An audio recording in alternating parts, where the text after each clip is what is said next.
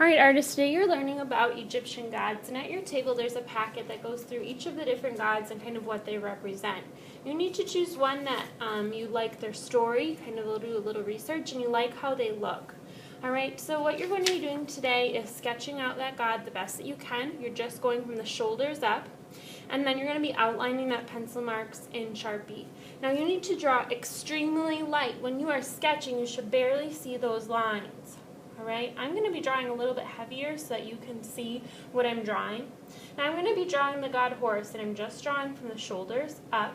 And I think I'll include that sun in a different piece so that I have room to kind of get the details in Horus's head.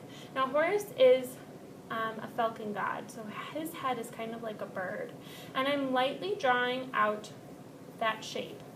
Okay, he starts kind of with a round head and comes all the way down. Now, fourth graders, there is not a how to draw sheet on this. You are doing what's called observational drawing. You're looking at the picture and you're trying your best to draw what you see. Now, if you need some help with this, what should you do? Ask 3 before you ask me. Look at the picture. Okay? Maybe ask your neighbor. They might be able to help you. All right? Is it okay if yours doesn't look exactly like this picture? Yes, that's your drawing. If I wanted them to all look the same, I would just have given you a tracer. But I want to see a fourth grader, or your perception, or your view of what it looks like. Okay, that's why you're drawing this out.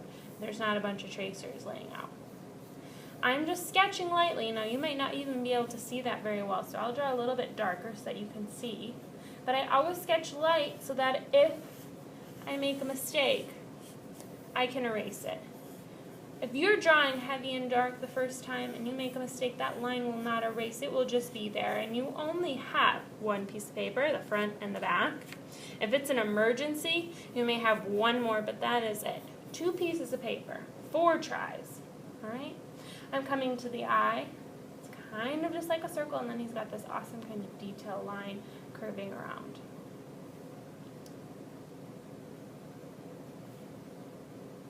I am just trying my best, and this is my drawing of what Horus looks like, so it might be a little bit different, and that's all right. It's not going to be perfect, and that's all right.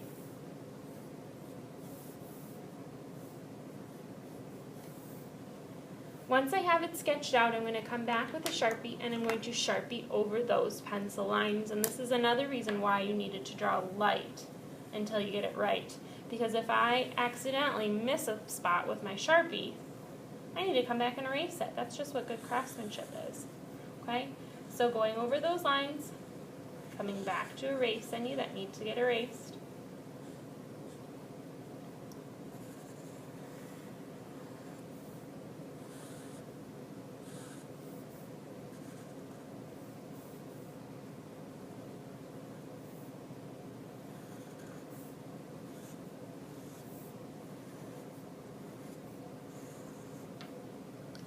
Alright, so if you have time today and you're ready to move on, you can think about adding color. Okay, now these drawings are in black and white, so you have a little bit of artistic license with which colors you think would look good. You will each get a table to share for a box of colored pencils. Okay? Now these colored pencils are a great way to show value. We know all about value and how it shows lights to darks of a color. Okay? So I'm going to be thinking about that element of art value as I color in. And when I'm adding color with a colored pencil, I'm having those lines all follow the same direction. Kind of similar to like when I paint. If I go back and forth here, and then to the side, and then to the other side, and I don't bother to blend those lines, that doesn't look like very good craftsmanship. So my lines need to follow the same direction, all of them. Alright, now value, lights and darks. I kind of started with a medium tone. Okay? I need to come back and add some darks and some lights. Okay? So to add something dark, I can go over it many times, layering up that color, or I can press a little bit harder, adding pressure. Those are 2 ways that you can add value when you're coloring with colored pencils or crayons. All right, 4th grade, do your best to draw and add color today.